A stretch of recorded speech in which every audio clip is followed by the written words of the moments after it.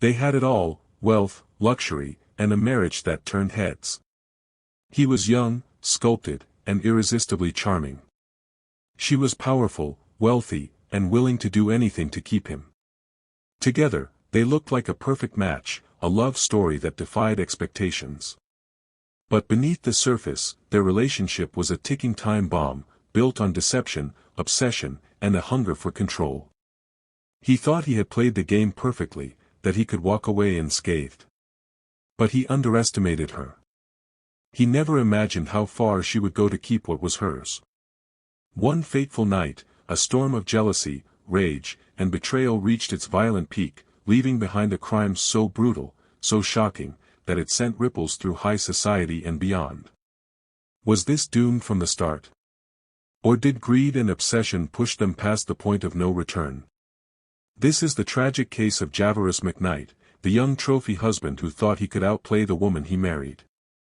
Before we dive in, don't forget to like this video and subscribe for more tales of love, deception, and deadly consequences.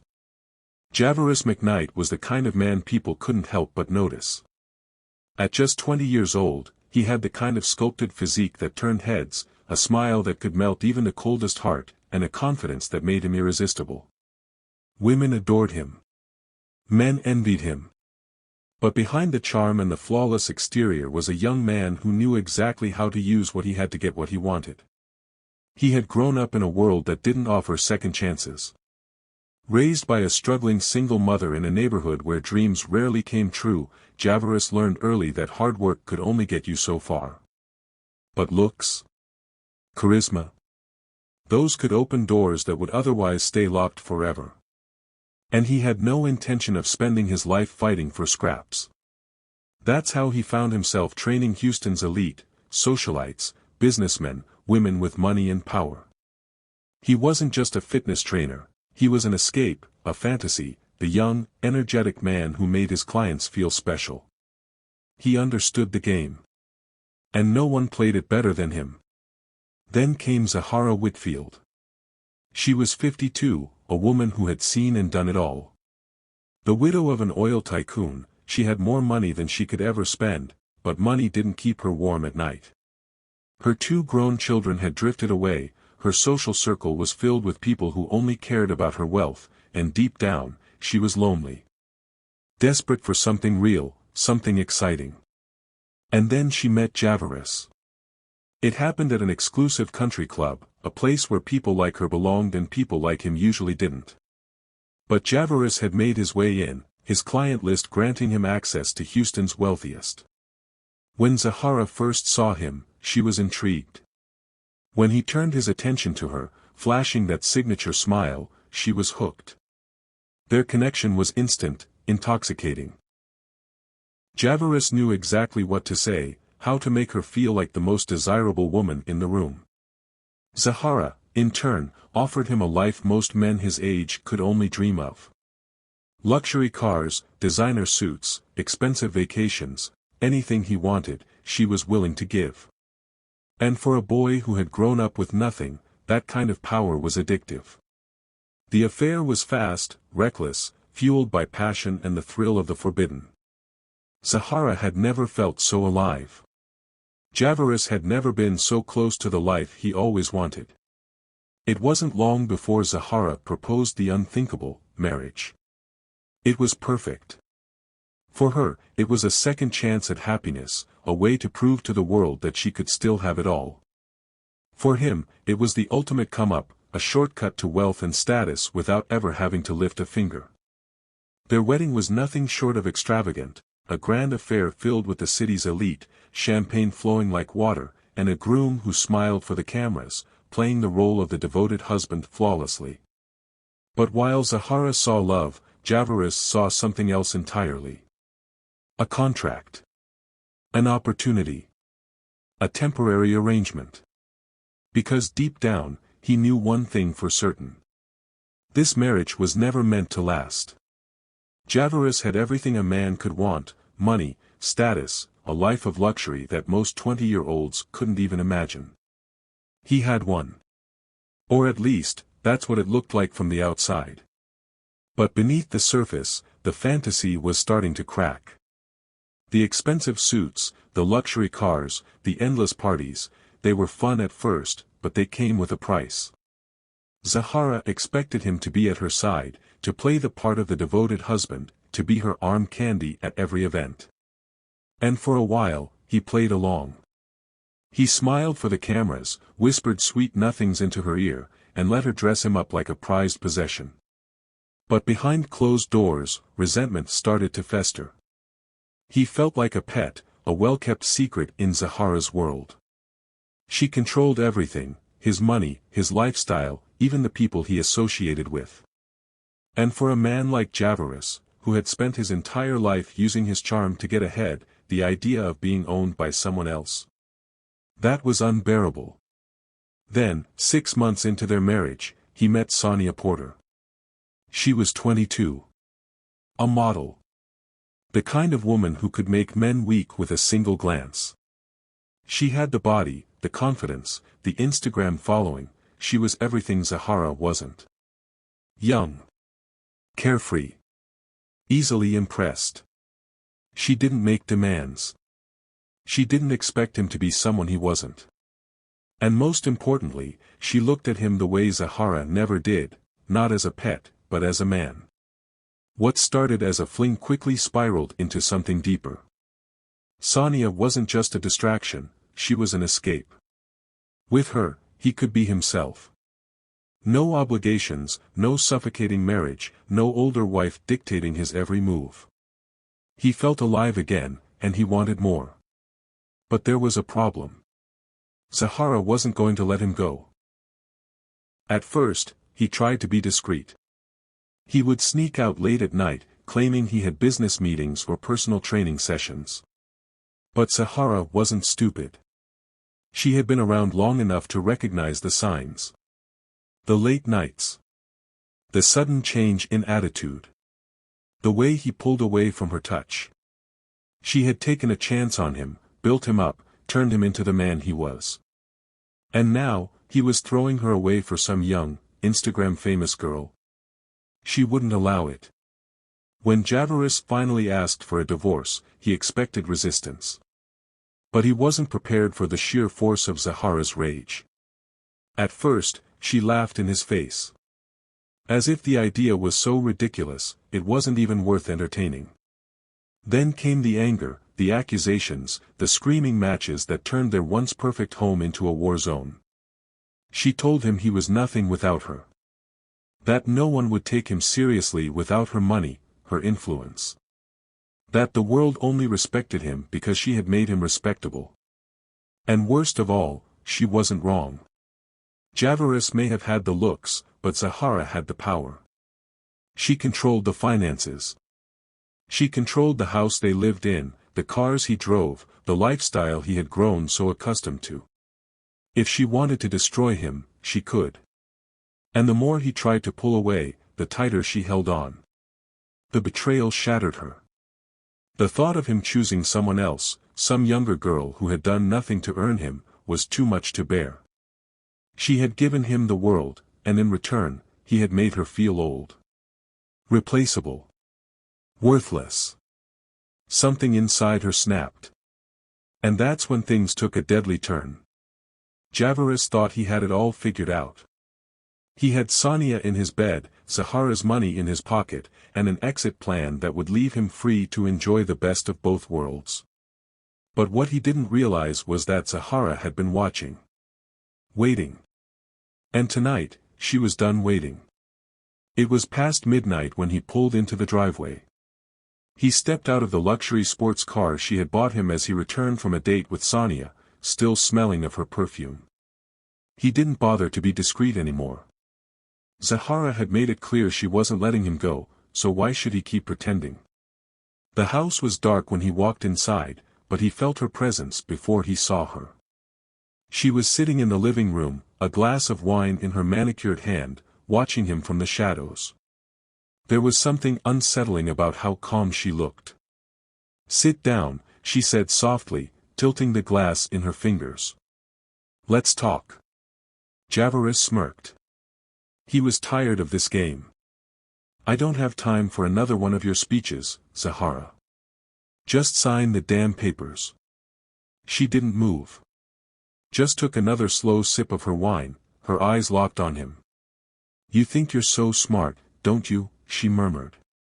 You think you can use me and walk away like I meant nothing? Javaris sighed, already frustrated. I never loved you, he said coldly. You were just a come-up. And that was it. Before he could react, she was on her feet, her movements swift and deliberate. There was a flash of gold in her hand, the gold-plated .357 Magnum she had gifted him on their honeymoon. The irony would have been funny if it weren't so terrifying. The first shot ripped through his stomach, the force knocking him backward. His knees buckled, his breath hitched, shock setting in before the pain. He looked down, hands clutching the blood pouring from his body, eyes wide with disbelief. Zahara. The second shot slammed into his chest, sending him crashing onto the marble floor. The room spun, the world faded in and out, but through the haze of pain, he saw her approaching. Slowly. Purposefully. She stepped over his body, her heels clicking against the floor, and then she lowered herself onto him. Straddling him. He tried to speak, but blood filled his mouth. He could only gurgle, his body convulsing beneath her weight. Zahara leaned in, her lips inches from his ear. Her voice was a whisper, but it cut through the silence like a blade. You think you can use me and throw me away? She pressed the barrel of the gun under his chin. The last thing Javaris heard was the deafening crack of the gunshot. Javaris was dead, but Zahara's rage was still alive, burning, consuming, demanding more. Sonia. She was the reason for all of this. The reason Javaris had turned his back on her. The reason he had humiliated her, disrespected her, betrayed her. Zahara had given him everything, her wealth, her home, her heart. And he had thrown it all away for her. Some young, plastic, Instagram-famous nobody. No. Sonia had to pay too. The adrenaline coursing through Zahara's veins made her numb to the mess she had become. She barely noticed the blood staining her designer blouse, the warm stickiness clinging to her skin. Her only focus was the knife in her hand, the same knife she had used to slice fruit for Javaris's morning smoothies, the same one she had once used to prepare romantic dinners for him. Now, it would serve a new purpose. Without hesitation, she grabbed her keys and stormed out of the house. The drive to Sonia's condo was a blur, her grip tightening around the steering wheel, her breath heavy, uneven. She knew exactly where the girl lived. Javaris had been careless. He hadn't even bothered to hide it. The receipts, the Uber drop-offs, the designer gifts charged to her credit card. It was all there, right in front of her, mocking her. By the time she pulled up to the luxury apartment complex, her hands were steady, her decision made. There was no turning back now. She marched to the door, her heels clicking against the marble hallway. How fitting, she thought bitterly. Another high-rise apartment, another woman living off a man. But tonight, the fantasy ended. Without knocking, she kicked the door open. Sonia barely had time to react. 1 second, she was lounging in her silk nightgown, scrolling through her phone. The next, she was staring at the blood-drenched woman standing in her doorway, gripping a massive knife. For a moment, there was silence, an eerie, suffocating silence. Then Sonia screamed. She scrambled back, knocking over a lamp as she tried to run, but Zahara was faster. Fueled by blind rage, she lunged, tackling the younger woman to the ground. They hit the floor with a sickening thud, Sonia's head smacking against the hardwood. Zahara straddled her, pinning her down, her weight crushing the air from Sonia's lungs. You think you can take him from me? Zahara hissed, her face inches away, breath hot with fury. Sonia whimpered, struggling beneath her, but Zahara was relentless. She raised the knife. Sonia let out a blood-curdling scream as the blade came down, slicing through her left eye. The pain was immediate, unbearable, a searing, blinding agony that sent shockwaves through her body. Blood spurted from the wound, pooling around them, the thick metallic scent filling the air. With every ounce of strength she had left, she clawed at Zahara's face, her nails raking deep, leaving angry red scratches. Zahara recoiled, momentarily stunned. That was all Sonia needed. Summoning everything in her, she kneed Zahara in the stomach, forcing her off. Gasping, vision blurred, blood gushing from her eye, she scrambled to her feet. And then she ran. Blindly, desperately, she bolted out of the apartment, her screams echoing through the hallway. Doors swung open. Neighbors peeked out, horrified at the sight of the beautiful young woman, half-dressed, soaked in blood, crying for help. Someone screamed. Someone else grabbed their phone. The police arrived within minutes. And Zahara's night of vengeance was over.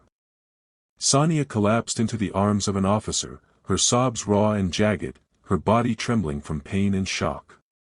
Blood poured from the ruined socket where her left eye had once been, her nightgown soaked in red. She clutched at the officer's uniform, her voice barely a whisper. She killed Javaris. She tried to kill me.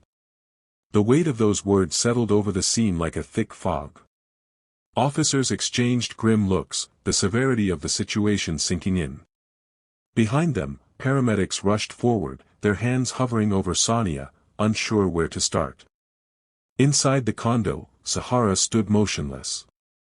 She heard the sirens, the frantic voices outside, the cries of neighbors who had witnessed the bloodbath. But it all felt distant, like a scene from a movie she was watching from behind glass. Her hands were slick with blood, Javaris's, Sonia's. Her designer blouse was ruined, the deep crimson spreading across the delicate silk. Her fingers were still curled around the knife, though her grip had loosened. When the officers burst through the door, weapons raised, she simply blinked at them, her expression empty. Drop the weapon. Get on the ground. Zahara let the blade slip from her fingers. The knife clattered to the floor, the metallic sound ringing through the silent apartment. She didn't fight as they grabbed her arms, wrenching them behind her back. She didn't scream as cold steel cuffs locked around her wrists. She didn't even flinch when they pushed her to her knees.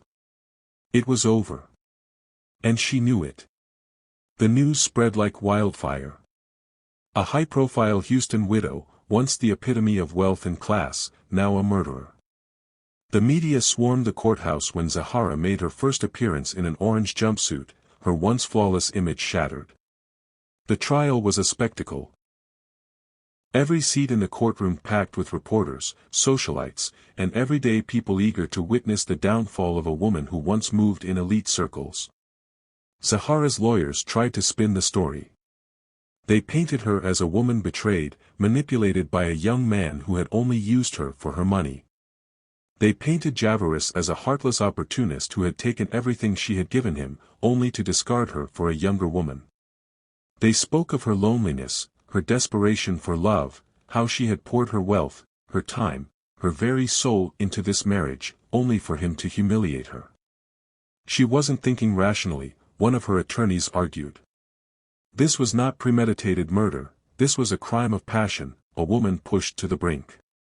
But the evidence was damning. Security footage from Sonia's condo showed Zahara breaking in, wild-eyed and bloodstained, the knife gripped in her hand. The ballistic reports confirmed that the bullets that killed Javaris had been fired at close range, execution style. The murder weapon, the gold-plated .357 Magnum, had been a gift from Zahara herself, meant as a symbol of her devotion. And then there was Sonia. Despite her bandaged eye, despite the scars that would never fade, she took the stand. Her voice shook, but her words were clear. She pinned me down, she told the jury, her one remaining eye glistening with tears. She told me I wasn't worth the dirt under her shoes. That I would never have him. And then Sonia's voice broke. She exhaled sharply, gathering herself before finishing, she stabbed me in the face. The jury saw Zahara for what she was. A cold-blooded killer. It took less than 3 hours to reach a verdict. Guilty. First-degree murder. Attempted murder. When the judge read the sentence, the courtroom was deathly silent. Life in prison. No parole. Zahara didn't cry. She didn't beg. She simply nodded, her expression unreadable. Sonia survived, but she was never the same. The vibrant, carefree girl who once captivated thousands with her beauty was gone. The scar across her face was a permanent reminder of the night she almost died. The empty socket where her left eye used to be was a painful reality she had to live with every day. But she lived. And that was enough. As for Zahara, she was escorted out of the courtroom in shackles, no longer the powerful widow draped in diamonds, no longer the woman who sipped expensive wine on private jets. Her empire had crumbled. Her name was forever stained. And in the cold, gray walls of her prison cell, she was no longer Zahara Whitfield, the woman who once had it all. She was just another inmate. And every night, when she closed her eyes, she saw him. Javaris. The young man she had adored. The man she had tried to possess.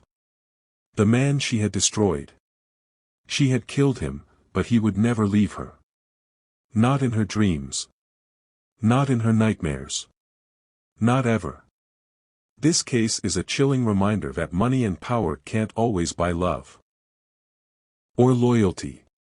Zahara Whitfield believed she had molded Javaris into the perfect man, crafted him like one of the fine sculptures that adorned her estate.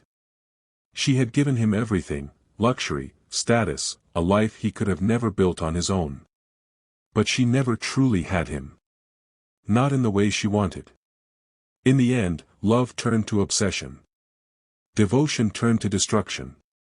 And when the man she had invested in betrayed her for someone younger, someone new, the illusion shattered. Zahara couldn't accept that she had been used. That she had been replaceable. That her love had meant nothing. She thought if she couldn't have him, no one could. But killing him didn't bring her peace. It didn't undo the betrayal. It didn't erase the humiliation.